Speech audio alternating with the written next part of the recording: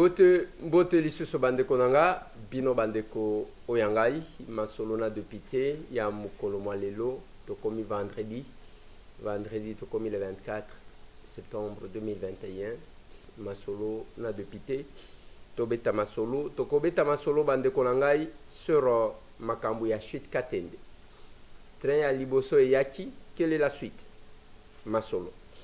Masolo na député eza bitumba IGF contre Serge Konde, ministre ya sport, dossier ya 20 millions de dollars. Masolo na député eza pe IGF si les dossiers de la GECAMIN ba contrat ba signa eza ndenge nini eza masolo na député bandeko na ngai tokobeta masolo ya ba député bakimi plénière. Lobi bomona qui partout le président seul dans l'hémicycle. Qu'est-ce qui s'est passé en réalité? Masolo kozala mbula oyebeta ki lobi bana kan luka bayaki awa bandeko ya musoso bazawana problème.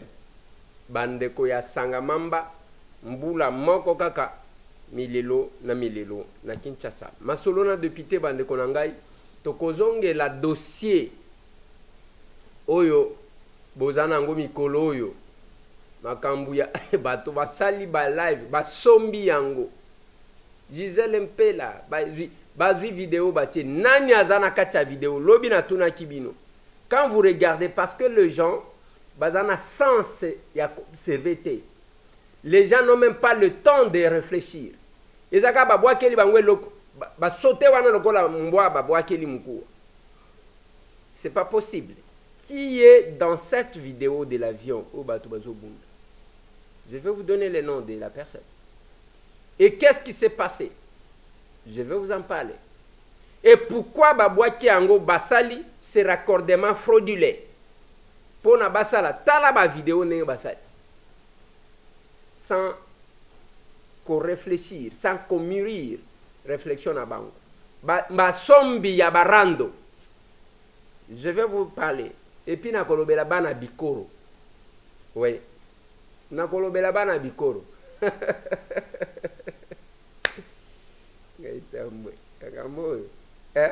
Na kolobela bana bikoro. Masolo na député bande konangai na ko présenter bino quand même immeuble parce que sans cours to la kisaka ba point faible mais na ko la kisabino immeuble ya bâtiment plutôt bâtiment ya université ya Tchumbe. Boko ndimate ke owane kozala na Sankoro. Je dois féliciter l'église catholique pour ça. Masolo tosolo laki na bino dossier à régie des eaux oyo naza kosala nazali ko travailler dessus et na okende nango malembe nalobaki ti mukolo moko oleka. Ce n'est pas possible ya que bisoto vanda awa Congolais azwaka maïté mbongo ya régie des eaux qui est une société commerciale. Olia memela l'état bénéfice parce que quand on devient une société commerciale, on est censé koluka bénéfice. Te bango ba luka kalisusu l'état ba kisela bango mbongo. Muyibi ya modèle. Mais batu yakuna, je vous ai révélé que là nazaku tuna message msuswa. Bozela natangela bino un autre message, je batinde linga ya régie des eaux. Toko na mbula oyo. Voilà. Bonsoir ndeko Eliezer, na sepeli makasi ndengo lobi makambu ya régie des eaux. À part salaire, DG azako zwa prime 25 000 $. PCA azwaka 20 000 $ ya prime. Directeur financier azwaka 9 000 $ ya prime. IGF azakuna mais azako bimisa kaka bambongo na ba dossier o IGF ablokaki. IGF soki na silisi émission awa na keko mona Gilles Alingeti nazo kende komona ye na message oyo na kotangela ye yango monsieur l'IGF Gilles Alingeti ezana ba dossier mususu bozo zape to ndenge nini IGF azana kati ya régie des eaux oyo balobi boye. Bonsoir ndeko Eliezer, nasepeli makasi ndenge lobeli makambo ya Régie des eaux. À part salaire ya 22 000 $, DG ya Régie des eaux azwaka par mois, azana prime ya 25 000 $, PCA azana prime ya 20 000 $, directeur financier azana prime ya 9 000 $. Et alobi IGF azakuna, mais azako bimisa kaka bambongo na ba dossier oyo IGF ablokaki. Président ya ba syndicat apesa DG Kombo Béton. Alobi bakosala ye eloko te. Ndeko na ye procureur ya Kalamu nde azako solola na ko protéger ye. Na mbongo oyo Jekamine azako futa banyongo. Afuti déjà 5 fois depuis janvier nde bazakozwa ba prime one. Bande konangai natangeli bino message oyo. Tangu bino bozo kufa na batu misusu o ba député bazozwa okokuta pe batu wana bavandi bazobeta masolo. Député nini azwa ka salaire 22 000 prime yango na mbongo Jekamine azofuta. Les moins payés na ba prime na bango za directeur financier ndazwa ka 9 000 $ comme prime 9 000. Ba député bazwa combien? Siko bokotuna ba député tango bokomona bazo welela kokende ba mandataire bokotuna bango. Bokotuna ba député tango bozomona bazo welela kokende na ki ministre. Bokotuna bango tala ba avantage. Yango. Ba avantage yango. Mais batu bazozwa maïté. L'eau c'est la vie, mais vous trouvez normal, je fais l'émission nan de Comédard. Boyoki bien que nao il y a place chef de l'État Zovana 4 jours maye bimakate. Donc Félix ndenga zawana moko azana douche maye katani abandi ko belela. Mama Denise elaka kantina mai bakeko luka mai ya forage. Hein? Nazalaka une fois je suis à Lubumbashi. Mobutu atterrissé. Aza sur la ville, courant et katana 1 minute.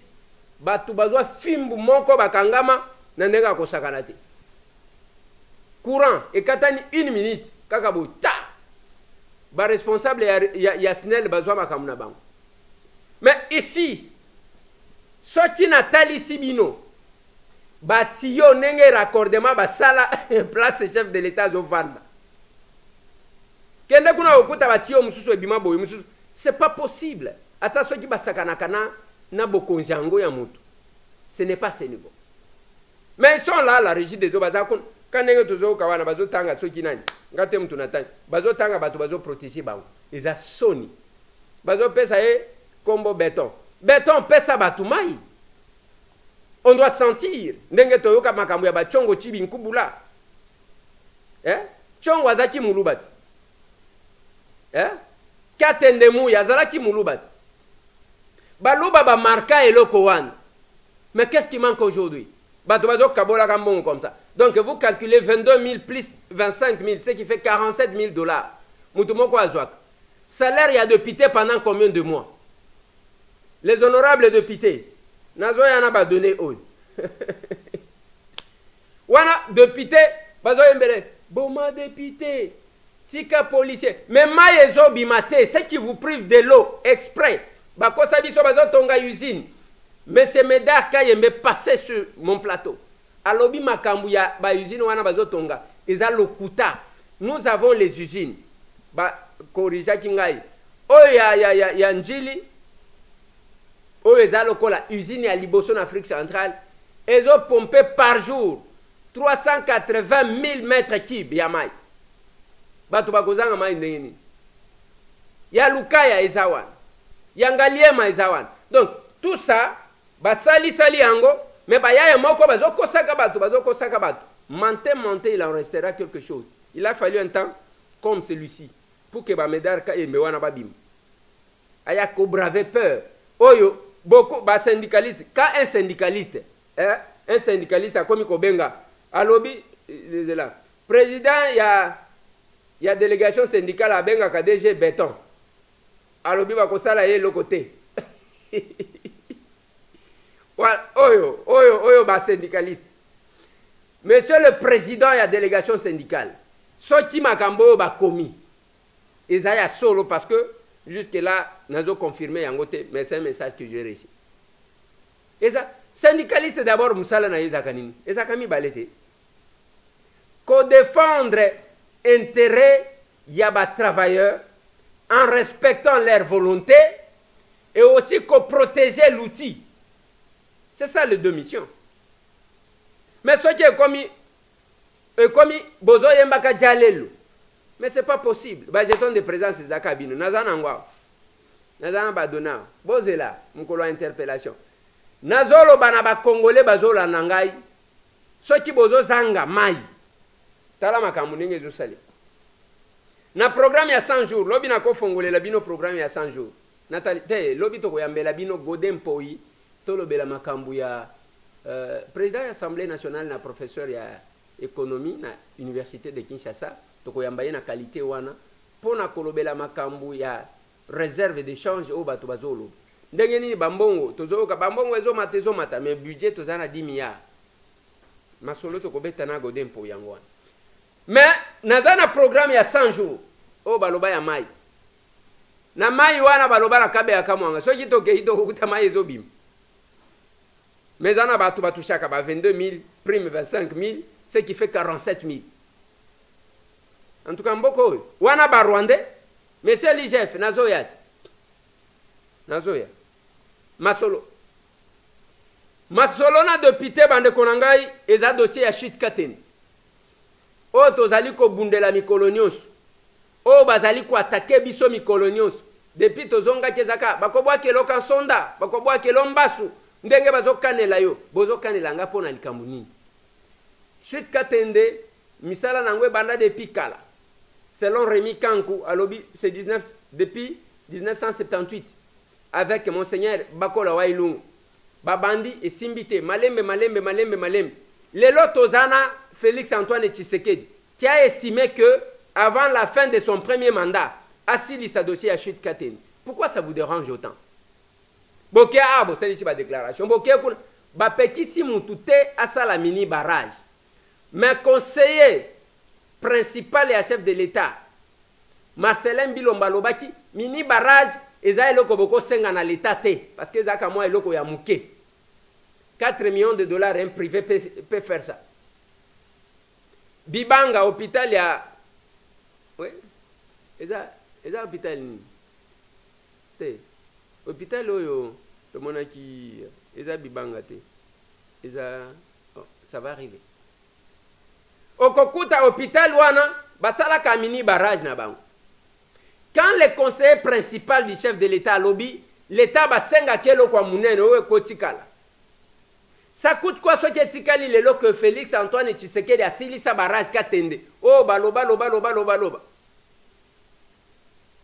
Balobi na ngande kwa Eliezer oyeba kate. Bazana kabindi. Kabindi wana ngai na ebine ya ko expliquer ya côté.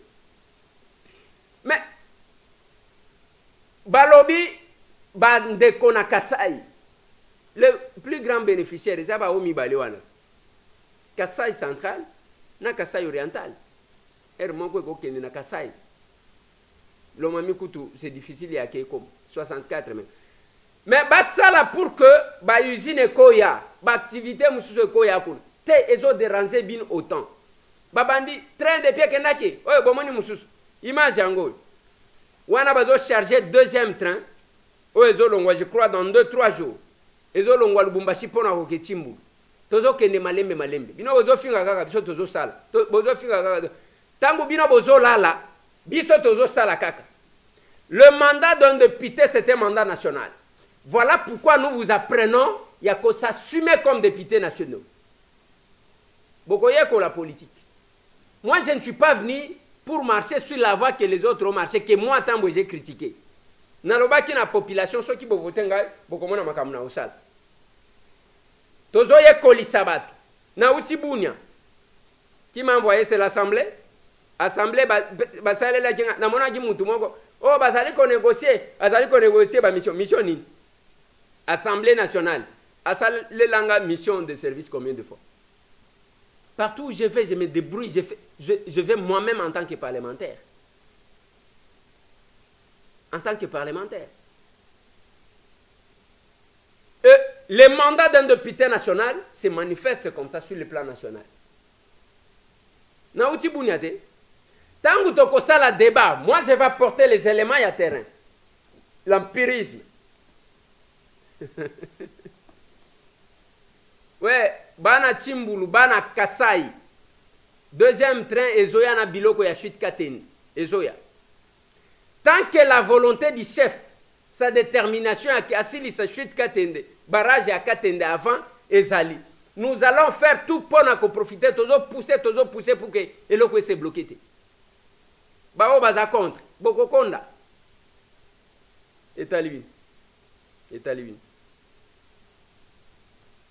Pendant ce temps, IGF Yewana, mutuna mutu azo sala musala na ye. Lelo alinget azo sala ya ye musala. Nenga azo sala. Problème entre Jules Alinguet et Serge Konde, ministre des Sports. Et mon collègue. Jules Alinguet a lobby que, avec solo, balingi ba détourner Makambu, baké koloje mbongo moko 20 millions de dollars na compte, donc eza tentative ya keba ya kobimisa 20 millions de dollars na nenga kuzu. Serge a lobby te, ou interpréter ma bé, auto lingito sal. J'étais avec Serge Konde avant-hier, dans son cabinet. Il me dit que mon souhait, est que match autokobeta, au lieu beta na Lubumbashi, et beta awana stade. Mais sinon, ce qui est aligné to bongisi stade, biloko musuzo ya par avion, ainsi de suite. Mon souhait que tous à la stade, ce qui batu bakoti ba mona que vraiment batu bazana stade. Ça c'est ce que Serge Konde m'a dit, ministre des Sports. Il y a cette polémique là. Ce que nous souhaitons, et que Makambu, et la Malam. Et là-dessus, Maître Kapiam s'est exprimé. Après avoir vérifié, il a été constaté tout simplement qu'il y avait une tentative qui allait contribuer à la dissipation de l'argent de l'État. Et donc, nous l'encourageons et nous félicitons l'IGF pour avoir été aussi très réactive. Alors, s'agissant de la réaction du ministère, bon, nous pensons qu'il faudrait tout simplement que la justice s'implique dans une enquête transparente, mais aussi crédible, de manière à ce que l'opinion soit fixée sur les raisons ou au moins ces circonstances qui ont contribué à ce que cette somme d'argent qui, selon les communiqués du ministère, devait servir au paiement d'une société prestataire de services au stade de Martyrs, mais laquelle société est censée avoir des comptes bancaires personnels et que si l'État veut payer ses dettes, l'État les paye directement à ses créanciers et donc logiquement cette somme devait être virée sur les comptes de la dite société et non pas être envoyée sur celui de la FECOFA. Bon, pour le reste, nous insistons pour qu'il y ait une enquête judiciaire indépendante et urgente. Voilà. Souhait na biso za ke ba mener banquette. Est-ce que Serge Konde a lingati azwa 20 millions de dollars? Est-ce que l'IGF a interprété Mabe Oya Linga Sala? Ce ne sont que les enquêtes qui vont nous donner les éléments. Mais toujours là-bas, Makamwa Jekamine que j'ai toujours déploré. Nous avons vu comment la Jekamine faisait vivre les Katanga. Les Katanga. Société Mokowana. Vie Zalati Ndenge Mususu na Katanga. Mais babandi ko signé ba contrat. Je vous ai parlé, il y a dossier échange à Wana DG à Jekamine. Il y a à lobby que ba contrat et qui ba contrat ya parti, ba contrat ya ba conseiller, ba contrat de la famille, ainsi de suite. Tant on a zoloba, de comment quoi lobby. Yo, ce qui tangi boy, na lobby vanda. Suka na des réseaux sociaux wana bozo sakana na batu. Ici ka ba pesa bino ya bolo bakaloba. Suka wana.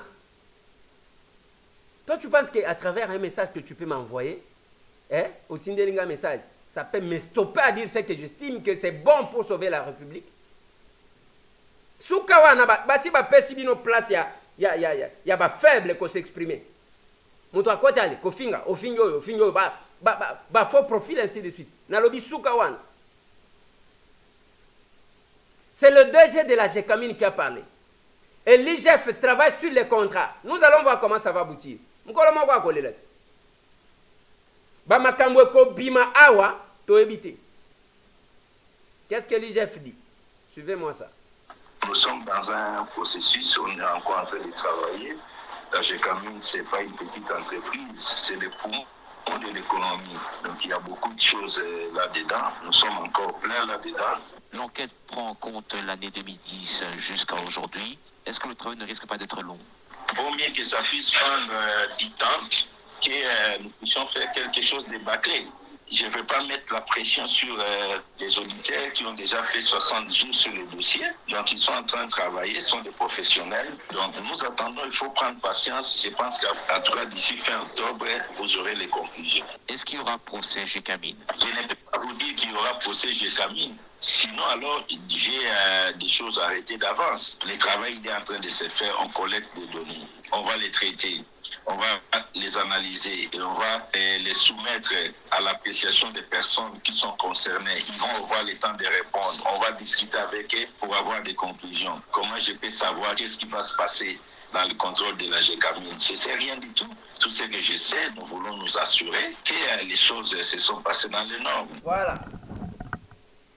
Makambwa GECAMINE. Et là, quand on les anines, les fonctionnements des institutions est efficace dans la complémentarité. Et cause à la jeu la ligne tabeti kuna temps. Biso parlement tobeti kuna temps.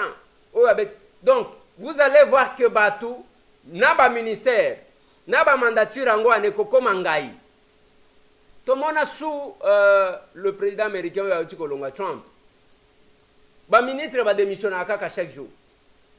Il faut vraiment qu'on ait commandé parce que quand les gens ont des avantages, DG 22 000 $, prime 25 000 $, directeur financier 9 000 $. Donc, en dehors, il y a Simbaka 9 000 $. PCA 20 000 $. Bon, tu vois, il a été toko mata ba. Makamwa GECAMINE batu basinya ba contrat. Kala mingi te boko ka makamuna bin. Place IGF ako zanga koeba, biso to koeba. Le Parlement et Koeb. Masolo. Masolo na député bande konangai na lignina lobela dossier ya ba université oyo bakangi. Na moni collègue na Kayumba Bernard accueilli na conseil d'état pour na ba suspendre Owan. Nous avons beaucoup de possibilités, collègues. Ça aussi c'est une possibilité. Moïndo Zangi, c'est l'un de nous, il était député comme nous. Nous pouvons aussi le faire venir à travers une décision politique. Bah, oyo est viable. Bah, mais il faut savoir une chose. Pour nini ba viser plus faculté à médecine. On ne doit pas faire des formalités comme ça. Parce que le diplôme n'est qu'une présomption de connaissance. Il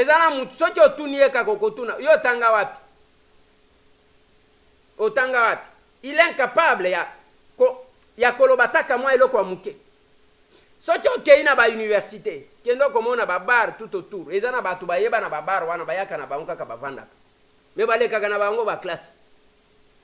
Komela na komela mutu akozonga, mutu etonda masanga. Mutu etonda masanga.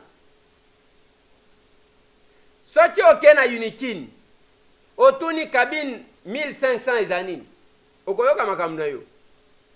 Cabine 1500. Okoyoka makambu na yo. Rompo wana bobenga kango ninyo. Soki okei na UPenn, okokuta eloko babengi Saint-Valentin. J'ai étudié là-bas. Pour le moment, j'étudie à l'Unikin. Nazotanga na Unikin. Natanga na UPenn. Et je suis assistant maintenant là-bas. Saint-Valentin. Pendant que les autres étudient, bamususu bakendaka, soit ekoluka mbongo, sexuellement transmissible, oyo Jacob Niemba Suga, alobaka na biso, soit akekaka akosala buzoba na ye wana, soit ateki nzoto na yete, akopesa mbongo, abimipe. Mais siko soki na médecine toke na modèle wana, soki baveye te, tokosila. Yango bozakaka, tout le monde évacué. Mais il y a les universités qui ont formé. En Afrique du Sud, les Congolais batondi. En Zambie, awa tolo bate. Ceux qui ont na Italie, wapi, na Belgique, okokuta ba Congolais batanga awa. Mais j'ai posé la question, quel sera le sort? Il y a des diplômes bao batanga bisika bokangi ba université. Et cause à la cas valable ou bien et qu'on subir, il y aura des conséquences. Naouan. Allez, regardez-moi ces beaux bâtiments. Wana tozana chumbo, kondimate ke tozana chumbo. Na Sankuru. Ça c'est l'église catholique. Liboso na Sankuru ezalaki na esika batu bazali ko kende kotanga na Wembo. Na Wembo kuna ezalaki je crois ba orthodoxe, ba orthodoxe je crois ceux qui ba méthodistes. Nde bazalaki kuna, mais l'église catholique aye ko sala na chumbe ce bâtiment là. Et Monseigneur Oyazakuna Babenye Djomo, chaque jour, il se bat kobengi saka ba professeur ya unikine kokende kotangis. So ki bakitina loja, atindi ba mitu kawo bazo benga don de koet, baye bazui bango, bakei kuna, so ki possibilité à petit porteur ko kitana chumbi ekiti kuna. Il a même construit quand moi cité moko ya kologer ba autorité. Il ne fait pas la politique. Voilà là où l'église catholique se fait respecter. Ba école ya malam, ba hôpital ya malam. Okomona, il fait tout, il accompagne à côté de l'évangile, azotia quand même batu, il faut batu batanga. Il faut mutu azwa soin. Ce n'est pas kaka nzamba kosala mutu abeli okotinda yena hôpital te obani kosala biloko moko akufi, la volonté du Seigneur. Oui, liwe za ya bisonyos. Mais voilà ces bâtiments. Monseigneur Djomo, félicitations. Hein? Ngande papa. Félicitations. Félicitations. Ça, c'est pas la politique.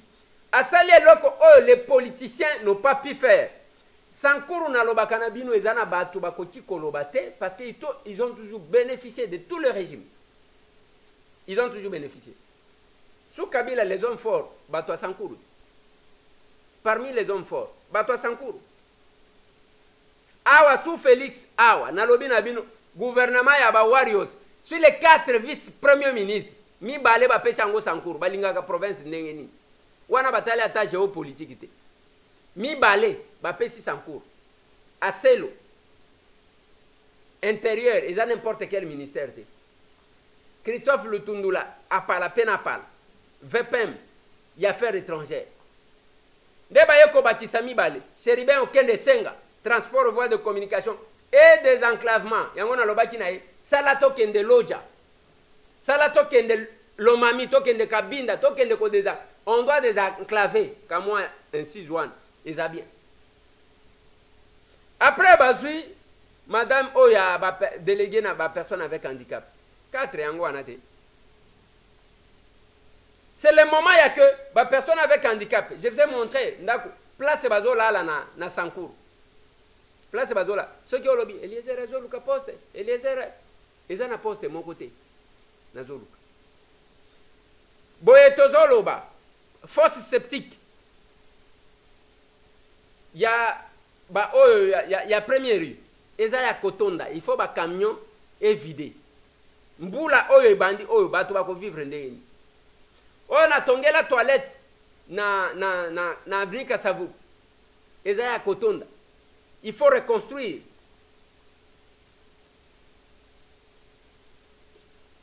Ce que lobby place les alliés. On se complète. Toi bisabino.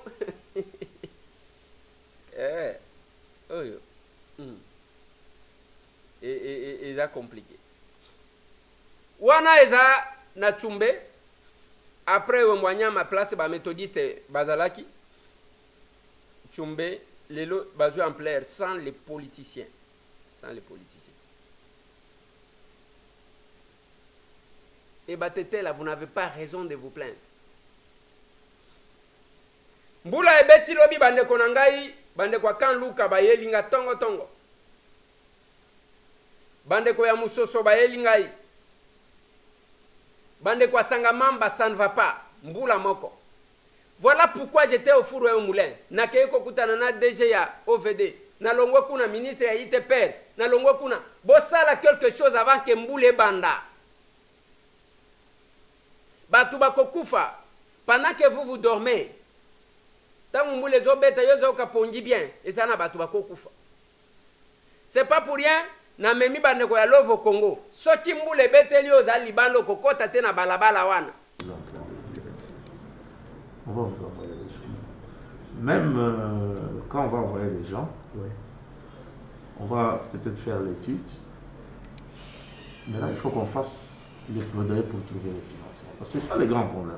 Parfois, on fait faire les études, mais on ne trouve pas les financements. C'est ça.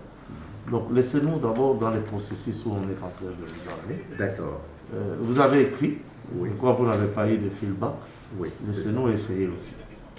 Donc, je dis qu'on va vous contacter. Vous allez faire une descente sur le terrain.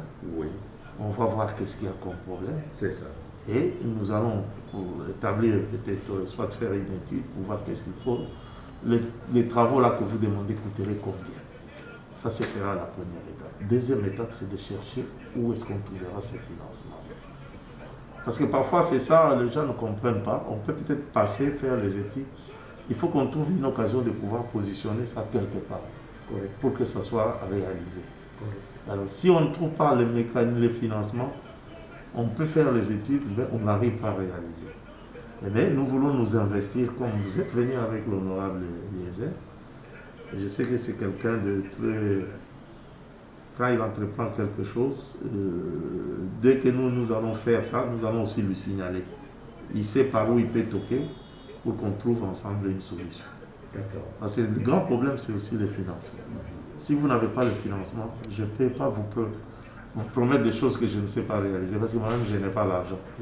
L'argent, je dois toquer aussi chez le ministre, de poser un problème. Non, voilà, nous sommes, c'était l'avenir, on a un problème. Tu vois, par exemple, on vient de confectionner un programme. Si je suis au courant de ces problèmes, je peux injecter à ce moment-là cet avenir dans le programme. Mais si je ne connais pas le problème, ce serait difficile pour moi de pouvoir positionner ça dans un programme. Faisons le processus. Vous avez écrit, certes, mais vous n'avez pas trouvé d'écho favorable. Nous entrons dans un processus, on va voir où ça va nous amener. C'est ce que je peux vous dire. Ça, c'est juste. Pour moi, ça me rassure. C'est ce que je... Donc, on va vous contacter. Sûrement au courant de la semaine, avant vendredi. Comme ça, ils voient quel est le problème. Voilà. Et comment, maintenant, quand on a déjà cerné le problème, comment trouver le moyen pour faire ces travaux. C'est souvent le grand problème se situe à ce niveau. Et là, je crois qu'on va utiliser l'honorable. Quand moi j'aurai à transmettre le dossier chez le ministre, je vais le signaler. L'honorable, allez voir son excellence, poser les problèmes. C'est comme ça on peut s'y prendre pour qu'on soit sûr de trouver une solution. Merci. Je ne peux plus que vous dire merci. Je pense que je ne cesserai de venir. Je suis content pour le programme qui vient d'être arrêté de Zéro Trou. Je pense que dès que c'est bon, on ne manquera pas. On va vous signaler, dès que le ministre va lancer ça, nous allons vous signaler ça. Mais maintenant, pour Kindélé, c'est pour quand? Parce que Kindélé, je vous ai dit qu'il y a 1,5 million qui est à la Banque centrale. L'entreprise bénéficiaire avait un problème d'attestation fiscale. C'est ce qui a bloqué ce paiement. Je venais de parler avec eux ce matin. Ils sont dans les marches avec la DGI pour se mettre d'accord. Le midi au plus tard vendredi, ils vont terminer cet exercice avec la DGI qui va leur donner un document qui va leur permettre d'accéder à ces montants qu'il y a à la Banque centrale. Mais dans l'entretemps, ils sont sur le terrain. L'entreprise est déjà sur le terrain. Maman Anne-Marie me venait de m'appeler, oh non, on ne les voit pas. Quand j'ai appelé les directeurs généraux de l'entreprise, ils sont là. Ils sont à la base, c'est-à-dire qu'ils font les préparatifs pour maintenant attaquer les travaux. Le temps qu'ils terminent avec la DGI et que l'argent puisse après. Il reste à payer encore 1,5 million. Nous sommes derrière ça. Parce que le DTO était un DTO de 3 millions. On a payé 1,5 million. Il reste encore 1,5 million. Voilà la situation. Mais maintenant, pour l'avenir Itaga, avant c'était dans un programme où on devrait asphalter et éclairer. C'est une partie de Itaga, ce n'est pas l'ensemble qui est pris dans le programme qui régit l'eau. Ce que nous avons mis ici dans le programme Zéro Tour, c'est la partie qui n'est pas pris. Qui n'est pas concerné dans le programme Tilégelou. Voilà. Comme ça, avec ça, on a toute l'avenir qui est balayée. D'accord. L'avenir Tilégelou. Les projets Tilégelou. Les projets Tilégelou. Prend Itaga de quel endroit, il faut que je demande ça à mon assistant. Parce qu'avant, Itaga là. Mais ça, c'est la partie dégradée. C'est ça qui est ici. Ouais. C'est ça le tronçon. Ce qui est ici, c'est Kabambare et Itaga. Bon, ça prend des Kabambare parce que Itaga sort sur Kabambare. Oui, c'est ça. Et ça remonte jusqu'au 24 novembre. 24 novembre. Oui. L'autre partie, c'est ce qui est dans Tilégelou, je crois. Bon, l'idéal, c'était... Ici, nous partons de Kabambare à Itaga. Non, ça c'est Itaga. Non, ça c'est Itaga. C'est Itaga jusqu'à commence Kassaï, Bokassa, Kabamba, ou bien Kassabo. Ça dépasse Belgique. Non, ici nous avons Kabambare. Il nous a été demandé de répondre tous les projets. Même ceux qui étaient... Donc on liste d'abord et puis après on dégage ceux qui n'ont pas de financement pour les intégrer dans Tilégelou. Donc, ce qui est vrai, c'est dit dans les deux programmes, Itaga est pris en compte. Ok. Panyamutombo, c'est pour le curage. C'est pour le curage. Panyamutombo. Non, Panyamutombo, c'est Lingwala. On a ça dans le programme de curage. Soki yo pe ovanda kakuna te bandeli yo kuno kolala wana. Poma yezo komati awa. On essaie de faire mieux, mais okosala ndenge nini? Okosala ndenge. Okosala ndenge nini? Bande konanga ya biaki. Nalobi na bino que boya na ba dossier na bino na cabinet ya maître Toussaint. Toza na 7e rue. Avocat na biso yewana pour que bakende kosala la déclaration na biso nyonso ensemble pona babanda kofuta biso mbongo na biso parce que bientôt là ba kofuta mbongo. Ce qui est cabinet à maître Toussaint oye na 7e rue limité comme résidentiel. 7e rue na place commerciale. Oleki qui ne marchait ne tozo kende bondeko. Oleki moi muki avant comme bondeko bâtiment yo na droite na yo portail ya liboso. Parce que ça n'a pas porte, ceux qui va pharmacie, babilo que bilé. Donc, porte ya souka, na bâtiment en avant qui comme abonde, des cabinets à mettre tout ça. Boya, to silisa, parce que to comme na souka pour na to récupérer mon abisso. Bande ko ba client nyoso ya biak, oyo, to zaji ko travailler na bango. C'est le message, parce que na zo mona bozo tu nanga ezandenge nini. Boya ko s'enregistrer avant le 10 octobre, et ko za la malam, pour que tu déclares bambongo na biso. Masolo na député na lingina sukisa na dossier ya oyo makambu ya Gisèle Mpela. Actualité yango wana de. Mais avant na sukisa na on lobela na makambu ya ba député. O jimi makambu ya ba député baloba chike bokimi te na kimite. Qu'est-ce qui s'est passé hier? On avait plénière à 10h. Mais l'assemblée na biso et à la qui balobi plénière na 10h, comment on a plénière bandit 12h et bandit 13h. Et le député va mettre ça dans Nengwan. Mais qu'est-ce qui s'est fait? Sans savoir que le président décidait autrement. Tant que bango bazolo baketo ebi balobaka ka Nengwan ba banda retard. Le président est entré dans la salle, attends. Akuti quelques-uns ngapé na yaki. Mais moi retard hein parce que nakutaki ngana koko sate. Nakutaki président a télémi wana to bandi ko beta ne maso. Après, vers midi, nous avons commencé notre plénière. Donc, ezaki leçon ya que tokoti ko changer to banda ko yaka avant. Prochainement, tokoya avant. Et ça les makapeka boye à un moment donné. Après le bureau a lâché. Donc vous voyez, bayaka avant, babandi plénière avant et tout le monde commence à venir avant. Mais maintenant, habitude il y a que ceux qui balobi 10h, bakoya ko bima 13h, yangwe salaki ke ba honorable député. Bah comme en retard, c'est ça. Nazo suki ça na dossier à Gisèle Mpela. Dossier oyo bande konabiso, bande konangai ezubiso temps mingi.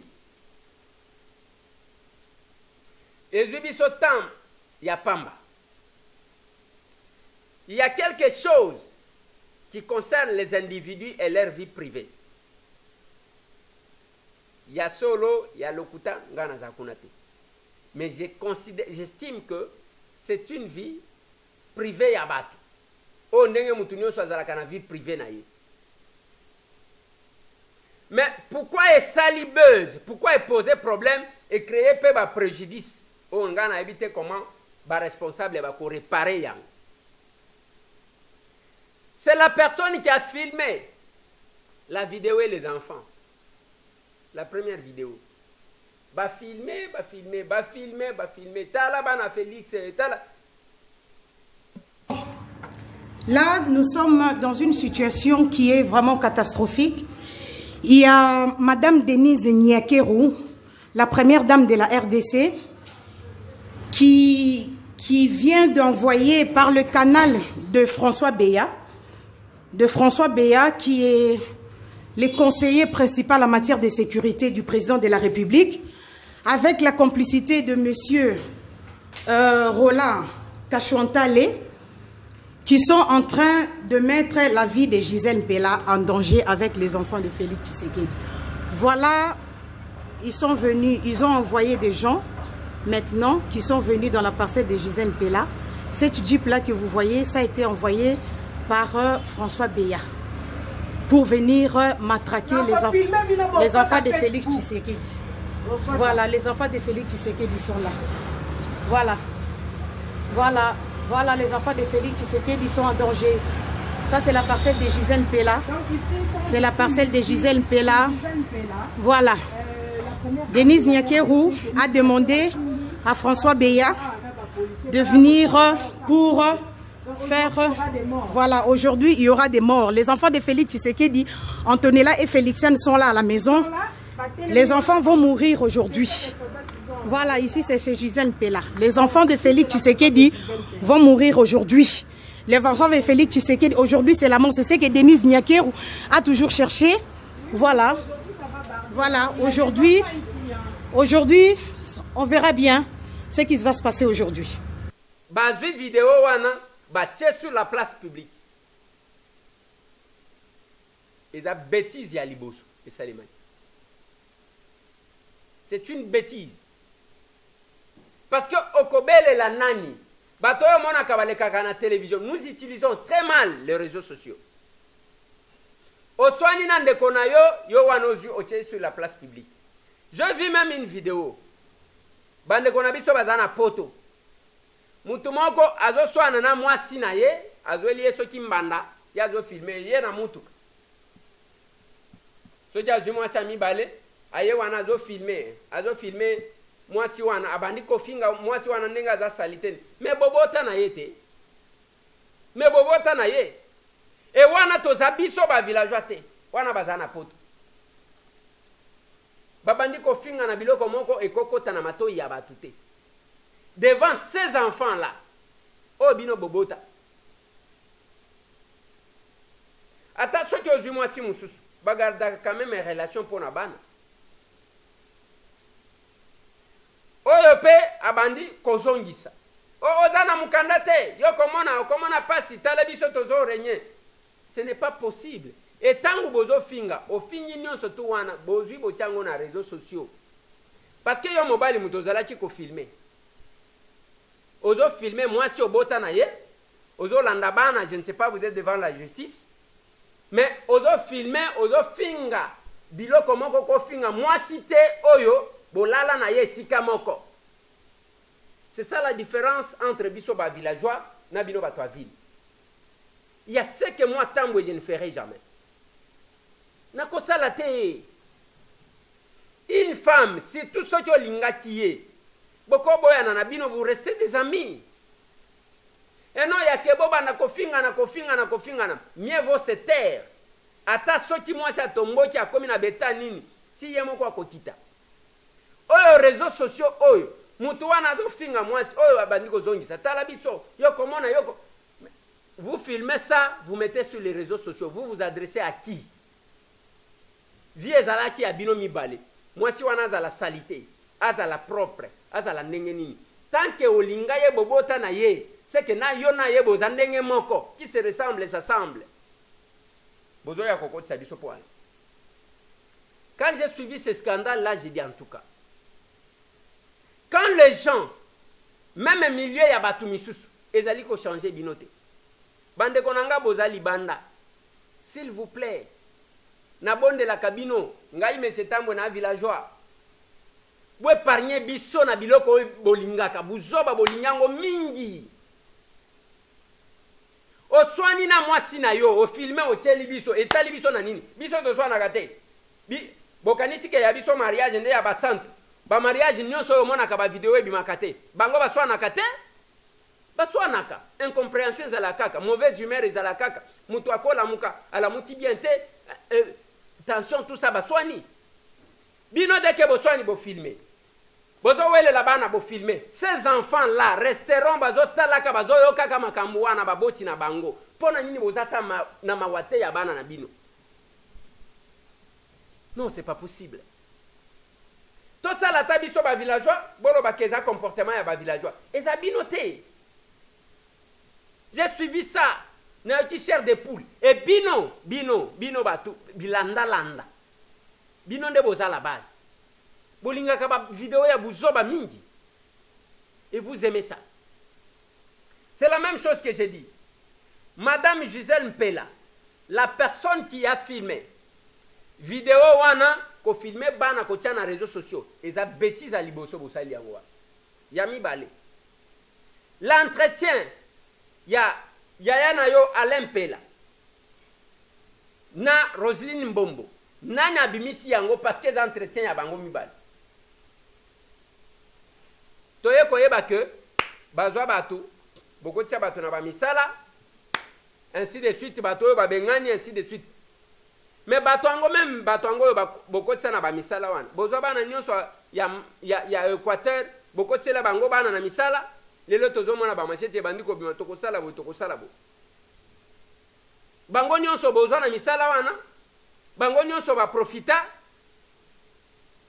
quelque part là la vie privée se traite en privé mais batu oyo basungaka kosomba makambo ya batu qui pense compatir na madame Gisèle Mpela alors que je trouve que bango ne baza contre cette dame tous ceux qui font les vidéos comme pour soutenir. Et ça, le kuta, c'est de l'hypocrisie. Nani a problème te na famille na ye. Oyo a géré ye moko sanke batu ba yeba. Ya moninga bobimise la ngomisis.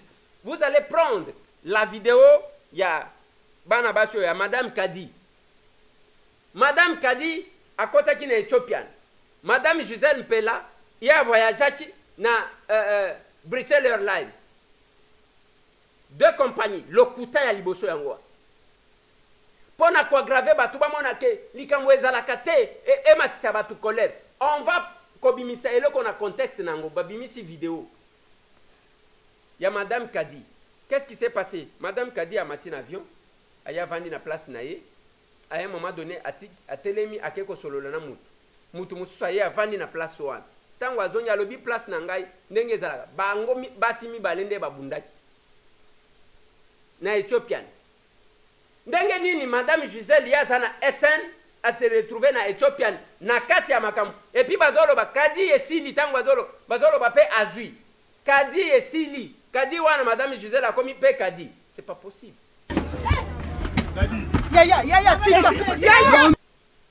Degré à l'okuta ya ndengwa. On n'a même pas le temps. Lobi na tuna kibino. Bino bato bomona kibango. Quand vous regardez la coiffure, oh Isalia, na coiffure, oh, vous n'avez même pas le temps de vous arrêter. Vous prenez vidéo, oh etali likambo wana te, bo raccorder yango avec quel objectif? C'est compliqué. Basombi makambu basombi. Te tozana posa ya bato ba ko somba likambo ya kosunga bande kona ba. Je vous ai montré une fille de 9 ans. $500, 500. Mon an, 500. 100, 200, 300, 400, 500. $500. La petite fille là. Aka sombeli baningana. Nasuka yeko pesa $20. Abinde ko Eliezer doit tia carburant. Cette fille la kisa mwana nzela malamu tango akokola akolongwa te. Vous vous éduquez vos enfants na place bafinga na tout ce que vous suivez chez vous ezao wa. Ceux qui vendent aux zongi yo za ka fanatique. Vous inculquez quelque chose dans vos enfants. Vous vous ressemblez. Qui se ressemble, s'assemble. Et ça pona kosekate, et ça lokuta. Et ça lokuta.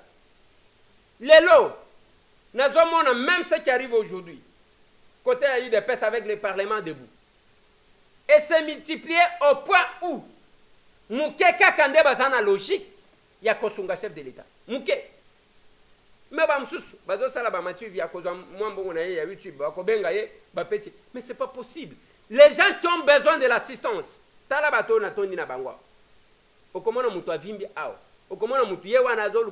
prothèse ya lisu. Cette maman là.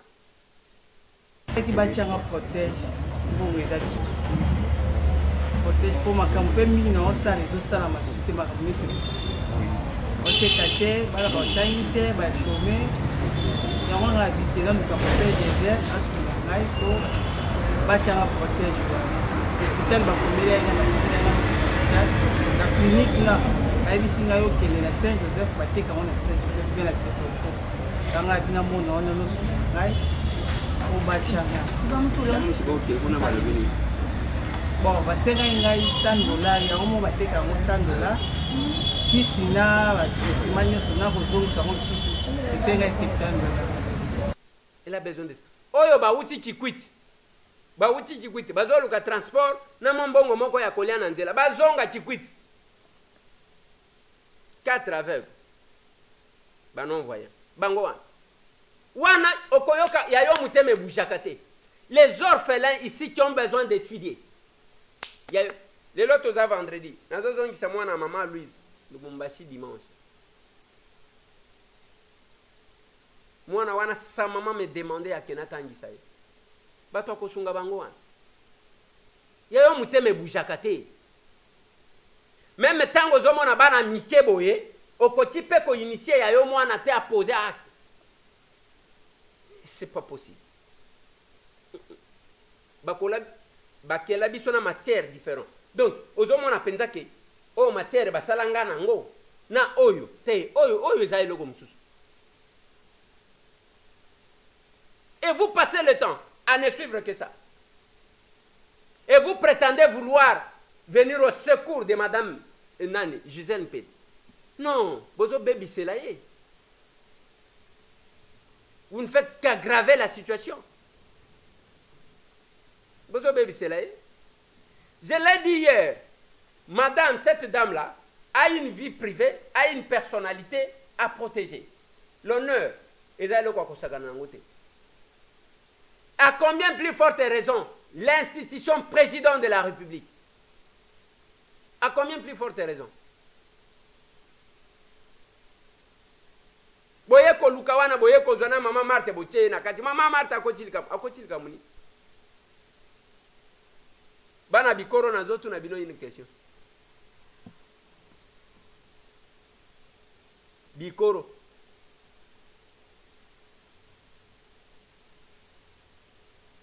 Na zotu na question bikoro. Ezaka na bana misatu kuna te. Ya tata oyo aleka wana.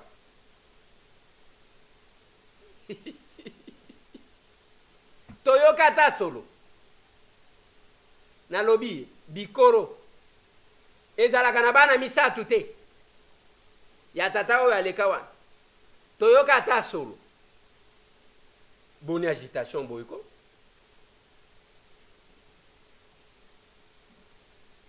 il y a encore 3 vidéos ce qui est bimi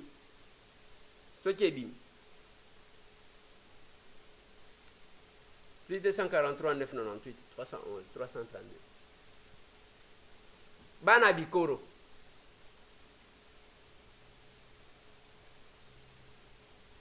Tout le monde.